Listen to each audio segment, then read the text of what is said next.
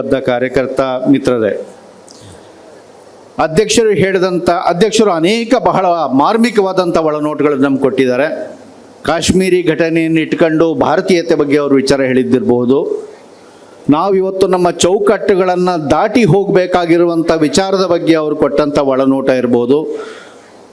ಸೈದ್ಧಾಂತಕ್ಕೆ ಬದ್ಧವಾಗಿದ್ದುಕೊಂಡೇ ಸೈದ್ಧಾಂತಿಕ ಚೌಕಟ್ಟುಗಳನ್ನು ದಾಟಬೇಕಾಗಿರುವಂತಹ, ಸಂಘಟನೆಯ ಚೌಕಟ್ಟುಗಳನ್ನು ದಾಟಬೇಕಾಗಿರುವಂತಹ, ಪಕ್ಷಗಳಿಗೆ ಬದ್ಧವಾಗಿದ್ದುಕೊಂಡೇ ಪಕ್ಷದ ಚೌಕಟ್ಟುಗಳನ್ನು ದಾಟಬೇಕಾಗಿರುವಂತಹ ಇಂಥ ಅನೇಕ ವಿಚಾರಗಳನ್ನು ಅವರು ಇಟ್ಟಿದ್ದಾರೆ. ಅವರಿಗೆ ಅವಕಾಶ ಸಿಕ್ಕಿದ್ರೆ ಖಂಡಿತ ಅವರು ಇನ್ನೂ ಅನೇಕ ವಿಚಾರಗಳನ್ನು ನೀಡ್ತಿದ್ರು. ಆದರೆ ಅವರು ಪ್ರಾರಂಭದಲ್ಲಿ ಹೇಳಿದಂಥ ಒಂದು ವಿಚಾರದಿಂದನೇ ನನ್ನ ಮಾತನ್ನು ಇಳಿಸಲಿಕ್ಕೆ ಬಯಸ್ತೇನೆ. ಪ್ರಶ್ನಿಸಬೇಕು ಮಾತ್ರವಲ್ಲ, ಪ್ರಶ್ನಿಸಿಕೊಳ್ಳಬೇಕು ಅನ್ನೋ ಪಾಯಿಂಟಿಂದ ಅವ್ರು ಶುರು ಮಾಡಿದ್ರು. ಪ್ರಶ್ನಿಸಬೇಕು ಮಾತ್ರವಲ್ಲ, ಪ್ರಶ್ನಿಸಿಕೊಳ್ಳಬೇಕು. ಇದು ಇವತ್ತು ನಮಗೆಲ್ಲ ಬೇಕಾಗಿರುವಂಥ ಅತಿ ಮುಖ್ಯ ವಿಚಾರವಾಗಿ ಬಂದಿದೆ. ಒಂದು ರೀತಿಯಲ್ಲಿ ನಾವೆಲ್ಲರೂ ಕೂಡ ತೊಳಲಾಟದಲ್ಲಿದ್ದೀವಿ, ಸಿಕ್ಕಾಬಟ್ಟೆ ತೊಳಲಾಟ.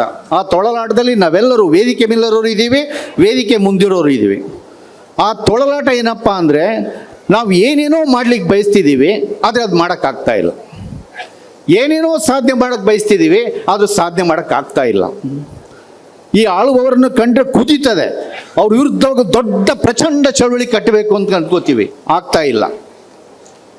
ಸಂಘಟನೆನ ಭಯಂಕರ ಗಟ್ಟಿ ಮಾಡಬೇಕು ಅಂತೀವಿ, ಆಗ್ತಾ ಇಲ್ಲ. ತಳಮಟ್ಟಕ್ಕೆ ಹೋಗಿ ಕಾರ್ಯಕರ್ತರನ್ನು ಕಟ್ಟಬೇಕು ಅಂತೀವಿ, ಆಗ್ತಿಲ್ಲ. ಯುವಜನರು ಬರಬೇಕು, ಎದ್ದೇಳಬೇಕು ಅಂತೀವಿ, ಆಗ್ತಾ ಇಲ್ಲ. ದೊಡ್ಡ ಜನಾಂದೋಲನ ಇಡಬೇಕು ಅಂತೀವಿ, ಆಗ್ತಾ ಇಲ್ಲ. ಪ್ರಯತ್ನ ಪಡ್ತಾ ಇದ್ದೀವಿ, ಆಗ್ತಾ ಇಲ್ಲ. ಇದು ಒಳಗಡೆ ನಮ್ಮೆಲ್ಲರಿಗೂ ಕೂಡ ಒಂದು ದೊಡ್ಡ ಬೇಗುದಿ ಸಂಕಟವಾಗಿದೆ. ನಮ್ಮ ಎದೆಗಳಲ್ಲಿ, ಎಲ್ಲರ ಎದೆಗಳಲ್ಲಿದೆ ಇದು. ಈ ಬೇಗುದಿಗೆ ಪರಿಹಾರ ಹುಡುಕುವ ಪ್ರಯತ್ನಗಳ ಕಡೆ ನಾವು ಪ್ರಯತ್ನ ಹಾಕಬೇಕಾಗಿದೆ. ಇದು ಆಗಿಲ್ಲ ಅಂತ ಹೇಳಿದಾದ್ರೆ ಎಲ್ಲೋ ಲೋಪ ನಮ್ಮೊಳಗೆ ಅಡಗಿದೆ. ಇದು ಸುಮ್ಮನೆ ಆಗ್ತಾ ಇಲ್ಲಲ್ಲ ನೋಡಿ. ಆಗ್ತಾ ಇಲ್ಲ ಅಂದರೆ ಎರಡೇ ಸಾಧ್ಯತೆ ಇದೆ, ಮೂರು ಸಾಧ್ಯತೆ ಇದೆ. ಒಂದು, ಜನ ಸರಿ ಇಲ್ಲ, ಅಥವಾ ಆಳುವವರು ನಮ್ಗೆ ಮಾಡಕ್ಕೆ ಬಿಡ್ತಾ ಇಲ್ಲ, ಅಥವಾ ನಾವೆಲ್ಲೋ ಎಡುತ್ತಾ ಇದ್ದೀವಿ. ಇದರಲ್ಲಿ ಯಾವುದೇ ಅನುಮಾನ ಇರಬೇಕಾಗಿಲ್ಲ. ಜನ ಹೋರಾಟಗಳಿಗೆ ಸದಾ ಸಿದ್ಧ ಇದ್ದಾರೆ. ಇತ್ತೀಚೆಗೆ ನಡೆದಂತಹ ದೆಹಲಿ ರೈತಾಂದೋಲನ ಇರಬಹುದು, NRC ಹೋರಾಟಗಳು ಇರಬಹುದು, ಅನೇಕ ವಿದ್ಯಾರ್ಥಿ ಯುವಜನರು, ನಮ್ಮ JNU ಹೋರಾಟ ಇರಬಹುದು. ಇಂಥ ಅನೇಕ ಹೋರಾಟಗಳು ನಮಗೆ ಇಡೀ ಸಮುದಾಯ ರೆಡಿ ಇದೆ ಹೋರಾಟಕ್ಕೆ, ಕೆಚ್ಚದೆ ಹೋರಾಟಕ್ಕೆ ರೆಡಿ ಇದೆ ಅನ್ನೋದನ್ನು ಸೂಚಿಸ್ತಾ ಇದೆ.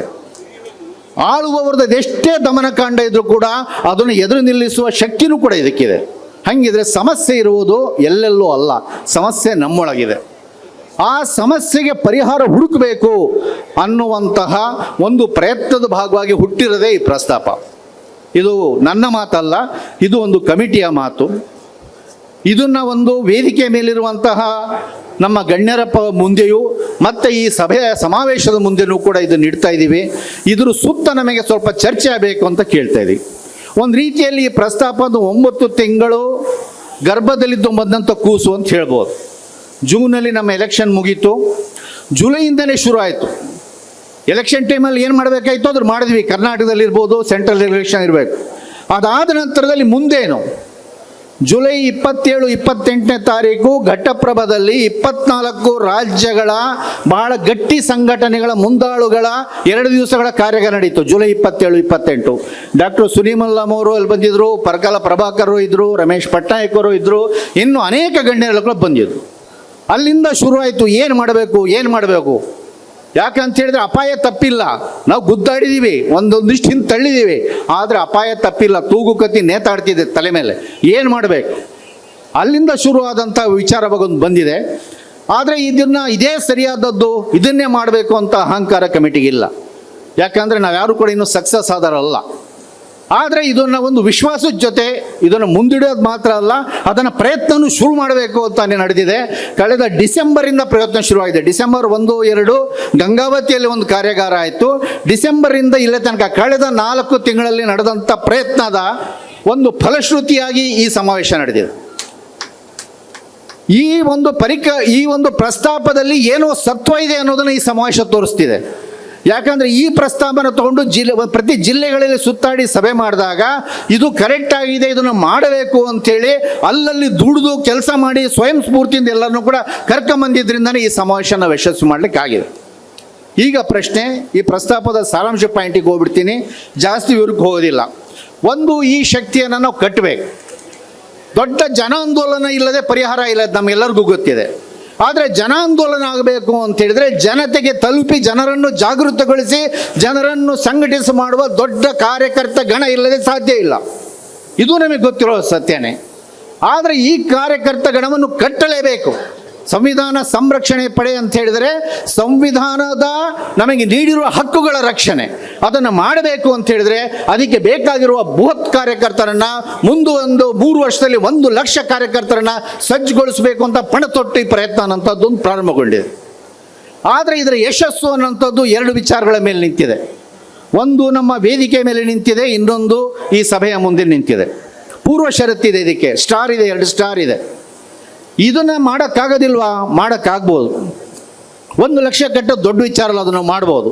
ಆದರೆ ಇದನ್ನು ನಾವೆಲ್ಲರೂ ಸೇರಿ ತಗೊಂಡಾಗ ಮಾತ್ರ, ಎಲ್ಲ ಸಂಘಟನೆಗಳು, ಎಲ್ಲ ಜನಸಮುದಾಯಗಳು, ಪ್ರತಿಯೊಬ್ಬರು ಬದಲಾವಣೆ ಬಯಸ್ತಿರೋ ನಾವೆಲ್ಲರೂ ಸೇರಿ ನಡೀರಿ ಇದನ್ನು ಕಟ್ಟೋಣ, ಮಾಡೋಣ ಅಂತ ಹೊರಡ್ಬೇಕು. ಅವಾಗ ಇದನ್ನು ನಾವು ಮಾಡೋಕ್ಕೆ ಸಾಧ್ಯ ಆಗ್ತದೆ. ನಾವೆಲ್ಲರೂ ಸೇರಿ ಹೊರಡಲಿಲ್ಲ ಅಂದರೆ ಮತ್ತಾಗಲ್ಲ. ಇದು ಒಂದು. ಎರಡನೇದು, ಇಲ್ಲಿ ಏನು ಕೂತಿದೀವೋ ನಾವು ಪ್ರತಿಯೊಬ್ಬರೂ ಕೂಡ ನಾನು ಇದರ ಯೋಧನಾಗಿ ಕೆಲಸ ಮಾಡ್ತೀನಿ, ನಾನು ಈ ಶಾಂತಿ ಪಡೆ ಯೋಧನ ಕೆಲಸ ಮಾಡ್ತೀನಿ ಮಾತ್ರ ಅಲ್ಲ, ನಾನು ಕನಿಷ್ಠ 5 ಜನರನ್ನು ಈ ಅಭಿಯಾನಕ್ಕೆ ಕರೆತರ್ತೀನಿ, ಈ ಆಂದೋಲನಕ್ಕೆ ಸೇರ್ಪಡೆ ಮಾಡ್ತೀನಿ ಅಂತ ಶಪಥ ತೊಡಬೇಕಿಲ್ಲ. ಈ 2 ಕಂಡೀಷನ್ ಏರ್ಪಡ್ತು ಅಂತ ಹೇಳಿದ್ರೆ ಖಂಡಿತವಾಗಿ ಕೂಡ ನಾವು ಬೃಹತ್ ಶಕ್ತಿನ ನಾವು ನಿರ್ಮಾಣ ಮಾಡಬಹುದು ಅಂತಲೇ ನಮ್ಗೆ ಅನಿಸುತ್ತೆ. ಸೊ ಇದನ್ನು ಕಟ್ಟೋದು ಹೇಗೆ ನಾವು ಮುಂದಕ್ಕೆ ಸಾಗಬೇಕು ಅನ್ನುವಂಥ ವಿಚಾರ ಬಂದಾಗ, ಮುಂದಿನ 3 ವರ್ಷಗಳಲ್ಲಿ ನಾವು ಏನೆಲ್ಲ ಮಾಡಬೇಕು? ಕಾರ್ಯಕರ್ತನ ಕಟ್ಟಲೆ ಈಗ 1 ಲಕ್ಷ ಜನರನ್ನು ತಲುಪಲಿಕ್ಕೆ ಹಲವಾರು ಯೋಜನೆ ಆಗಿದೆ. ನೋಡ್ಲಿಕ್ಕೆ 1 ಲಕ್ಷ ಅಂದರೆ ಭಾಳ ದೊಡ್ಡದು ಕಾಣಿಸುತ್ತೆ.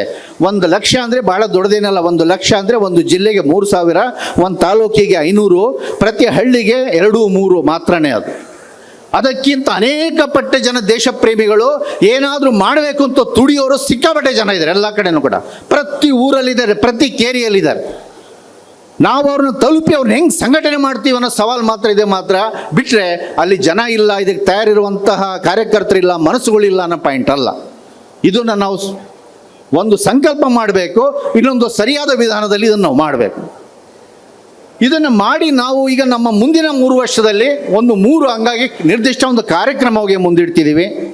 ಮುಂದಿನ 3 ವರ್ಷದಲ್ಲಿ ನಾವು ಕೆಲವು ವಿಚಾರಗಳ ಬಗ್ಗೆ ನಾವು ಫೋಕಸ್ ಮಾಡೋಣ. 4 ಅಂಶಗಳ ಬಗ್ಗೆ ನಾವೆಲ್ಲರೂ ಸೇರಿ ಫೋಕಸ್ ಮಾಡೋಣ. ಒಂದು, ನಾವೆಲ್ಲರೂ ಕೂಡ ಈಗ ರಾಜ್ಯ ಮಟ್ಟದಲ್ಲಿ ನಾವೆಲ್ಲ ಒಟ್ಟಿಗೆ ಸೇರಿ ಕೆಲಸ ಮಾಡ್ತಾ ಇದ್ದೀವಿ. ಮೊದಲು ಒಂದು ಸಂಘಟನೆ ಇನ್ನೊಂದು ಸಂಘಟನೆ ಮುಖ ನೋಡೋದಲ್ಲಿರುವಂಥ ಒಂದು ಕಾಲ ಇತ್ತು. ಈಗ ಹಂಗಿಲ್ಲ. ನಾವೆಲ್ಲರೂ ಚೆನ್ನಾಗಿ ಒಳ್ಳೆ ಮೀಟಿಂಗ್ ಮಾಡ್ತೀವಿ, ಸೇರ್ತೀವಿ, ಬಹಳ ಸ್ನೇಹಮಯವಾಗಿ ನಡ್ಕೊಳ್ತಿದ್ದೀವಿ.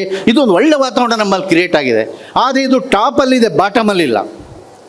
ಕೆಳಗಡೆ ನಾವು ಇನ್ನೂ ಕೂಡ ಒಂದೊಂದು ಹಳ್ಳಿಯಲ್ಲಿ, ಒಂದೊಂದು ಏರಿಯಾದಲ್ಲಿ ನಮ್ಮ ಶಕ್ತಿಗಳೆಲ್ಲ ನಾವು ಬೇಸೆದು ಅಲ್ಲಿರುವ ನಮ್ಮ ಕಾರ್ಯಕರ್ತರನ್ನು ಗಟ್ಟಿ ಮಾಡಿಲ್ಲ. ಆ ಕೆಲಸನ ಪ್ರಾರಂಭ ಮಾಡೋಣ. ಮುಂದಿನ 1 ವರ್ಷದಲ್ಲಿ ನಮ್ಮನ್ನು ನಾವು ಸಜ್ಜುಗೊಳಿಸ್ಕೊಳ್ಳೋಕೆ ಫೋಕಸ್ ಮಾಡೋಣ. ನಮ್ಮನ್ನು ನಾವು ತಯಾರಿ ಮಾಡ್ಕೊಳ್ಳೋಣ. ಇನ್ನೂ ಸಾಧಿಸೋದು ತುಂಬ ಇದೆ, ನಮ್ಮನ್ನು ನಾವು ಮಾಡ್ಕೊಳ್ಳೋಣ. ಅದ್ರ ಭಾಗವಾಗಿಯೇ ಈಗ ಜುಲೈ ಮತ್ತು ಆಗಸ್ಟ್ನಲ್ಲಿ ಇದಕ್ಕೆ ಸಂಬಂಧಪಟ್ಟಂಗೆ ಆಲ್ರೆಡಿ ಒಂದಿಷ್ಟು ವೈಚಾರಿಕ ಪಠ್ಯ ತಯಾರಾಗಿದೆ. ಕೆಲವು 100 ಜನ ಶಿಕ್ಷಕರು ತಯಾರಾಗ್ತಾ ಇದ್ದಾರೆ, ಅವ್ರದ್ದೆಲ್ಲ ಟ್ರೈನಿಂಗ್ ನಡೀತಾ ಇದೆ.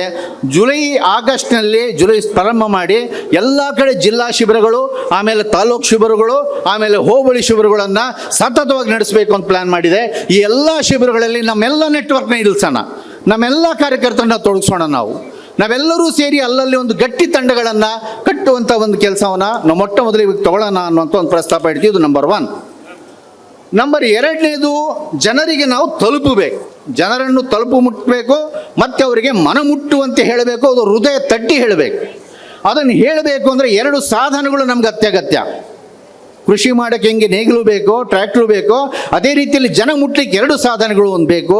ಒಂದು ಜನ ಸಾಂಸ್ಕೃತಿಕ ಸಾಧನಗಳು, ಇನ್ನೊಂದು ಜನ ಮಾಧ್ಯಮ ಸಾಧನಗಳು ಅಂತ ಅನೇಕ ಸಾಂಸ್ಕೃತಿಕ ತಂಡಗಳು, ಅನೇಕ ಒಂದು ಜನಪರ ಮಾಧ್ಯಮಗಳು, ಚಿಂತಕರು, ಸಾಹಿತಿಗಳು, ಬರಹಗಾರರು, ಸಾಕಷ್ಟು ಜನ ನಮಗಿದ್ದಾರೆ. ಸಾಕಷ್ಟು ಸಂಪನ್ಮೂಲ ಇದೆ.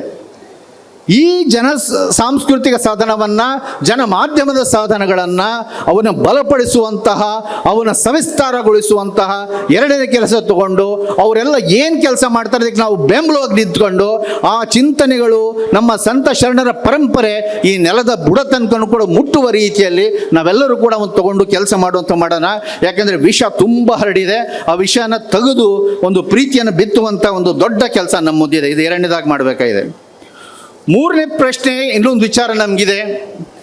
ಕೇಂದ್ರದ ಜೊತೆಗೆ ನಾವು ಗುದ್ದಾಡೋಂಥದ್ದು ಇದ್ದೇ ಇದೆ. ನಮಗೆ ಅದ್ರ ಬಗ್ಗೆ ನಾವು ತೀರ್ಮಾನ ಮಾಡಿಬಿಟ್ಟಿದ್ದೀವಿ. BJP, ಸಂಘ ಪರಿವಾರ ಹೆಸರುಗಳಿಗೆ ಹೋಗೋದಿಲ್ಲ. ಈ ಎಲ್ಲವೂ ಕೂಡ ಒಂದು ದುಷ್ಟ ಸಂವಿಧಾನ ವಿರೋಧಿ ಶಕ್ತಿ ಕ್ರಿಯೇಟ್ ಆಗಿದೆ ಅನ್ನೋದ್ರ ಬಗ್ಗೆ ನಮಗೆ ಕ್ರಿಯೇಟ್ ಆಗಿದೆ, ಒಂದು ವಿರೋಧ ಮಾಡಿ ಹೋರಾಟ ಮಾಡಿದ್ದೀವಿ. ಆದರೆ ಅಷ್ಟೇ ಅಲ್ಲ, ನಾವು ಇವತ್ತು ನಮ್ಮ ರಾಜ್ಯ ಸರ್ಕಾರದ ವಿರುದ್ಧನೂ ಗಟ್ಟಿ ಹೋರಾಟ ಮಾಡುವಂಥ ಪರ್ವಕ್ಕೆ ಬಂದಿದ್ದೀವಿ. ಈ ವೇದಿಕೆಯಿಂದ ಮುಖ್ಯಮಂತ್ರಿಗಳಿಗೆ ಒಂದು ಮಾತು ಹೇಳಲೇಬೇಕಾಗಿದೆ.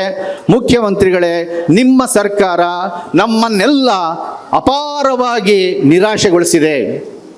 ಅದರಲ್ಲಿ ಯಾವುದೇ ಅನುಮಾನ ಇಲ್ಲ. ಅಪಾರವಾಗಿ ನಿರಾಶೆಗೊಳಿಸಿದೆ.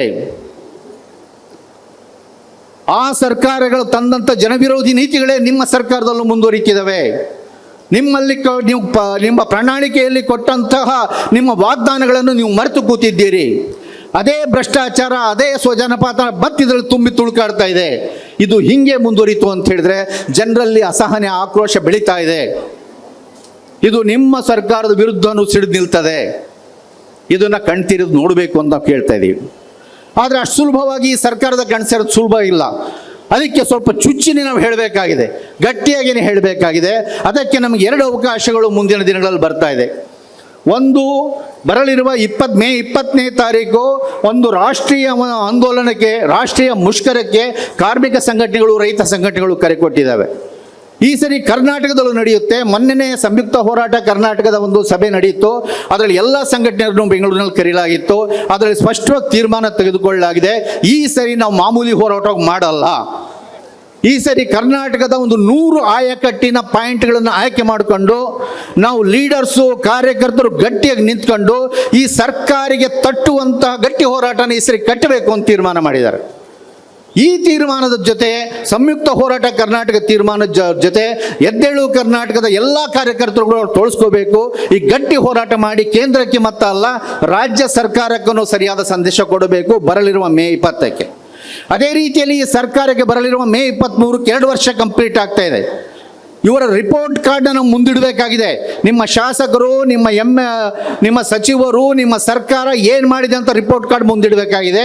ಅದಕ್ಕೆ ಒಂದು ಜುಲೈ ತಿಂಗಳಿನಲ್ಲಿ ಒಂದು ಜನಾಧಿವೇಶನವನ್ನು ಪ್ರತಿ ವಿಧಾನಸಭಾ ಕ್ಷೇತ್ರದಿಂದಲೂ ಕೂಡ 2 ಜನಪ್ರತಿಗಳನ್ನು ನಾವು ಆಯ್ಕೆ ಮಾಡಿ ಜನಾಧಿವೇಶನ ಮಾಡಿ ಇವರು 2 ವರ್ಷಗಳ ರಿಪೋರ್ಟ್ ಕಾರ್ಡ್ನ ಮುಂದಿಟ್ಟು ಕೂಡ ಒಂದು ತೀರ್ಮಾನ ಮಾಡಬೇಕು ಅನ್ನೋದು ಕೂಡ ಒಂದು ಪ್ರಸ್ತಾಪವಾಗಿ ನಿಮ್ಮ ಮುಂದೆ ಸಮಿತಿ ಮುಂದೆ ಇಡ್ತಾ ಇದೆ. ಕೊನೆಯದಾಗಿ, ಇದು ಇಡೀ ದೇಶವನ್ನೇ ವಶದಲ್ಲಿಟ್ಕೊಂಡಿರುವಂತಹ ಸಂವಿಧಾನ ವಿರೋಧಿ, ಸರ್ವಾಧಿಕಾರಿ, ಧರ್ಮಾಂಧ ಈ ಶಕ್ತಿಗಳ ವಿರುದ್ಧವಾಗಿ ಇಡೀ ದೇಶನೇ ಒಂದು ದೊಡ್ಡ ಜನಪ್ರಳಯವಾಗಿ ಏಳದಲ್ಲಿದ್ದರಿಂದ ಮುಕ್ತಿ ಇಲ್ಲ. ಅದು ನಮ್ಮೆಲ್ಲರಿಗೂ ಗೊತ್ತಿದೆ. ಆದರೆ ಅದಕ್ಕೋಸ್ಕರ ನಾವೇನಾದರೂ ಮಾಡಬೇಕು. ಅದು ಯಾವಾಗ ಸಾಧ್ಯ ಆಗುತ್ತೆಪ್ಪ ಅಂದರೆ, ದೇಶದಲ್ಲಿರುವಂಥ ಎಲ್ಲ ಆಂದೋಲನಗಳು ಒಟ್ಟುಗೂಡಿ ಒಂದು ಸ್ಪಷ್ಟತೆಗೆ ಬರಬೇಕು, ಒಂದು ಸಂಕಲ್ಪಮಯವಾದಂತಹ ಒಂದು ತೀರ್ಮಾನಗಳಿಗೆ ತಲುಪಬೇಕು. ಅದಕ್ಕೋಸ್ಕರ ನಮ್ಮ ಪ್ರಸ್ತಾಪ ಎಲ್ಲ ಇಲ್ಲಿ ನ್ಯಾಷನಲ್ ಲೀಡರ್ಸು ಕೂಡ ಬಂದಿದ್ದಾರೆ. ಅವರು ಮುಂದೇನು ಪ್ರಸ್ತಾಪ ಏನಪ್ಪ ಅಂದರೆ, ಮುಂದಿನ ಕೆಲವೇ ತಿಂಗಳಲ್ಲಿ ಅಥವಾ ಕನಿಷ್ಠ 1 ವರ್ಷದೊಳಗಾಗಿ ಒಂದು ರಾಷ್ಟ್ರೀಯ ಸಮಾವೇಶವನ್ನು ನಾವು ಆಯೋಜನೆ ಮಾಡಬೇಕು.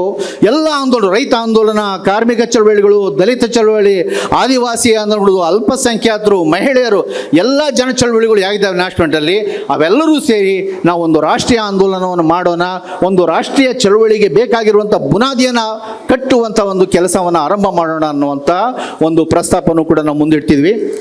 ಇನ್ನು ಹೆಚ್ಚಿನ ವಿವರಕ್ಕೆ ನಾವು ಹೋಗೋದಿಲ್ಲ.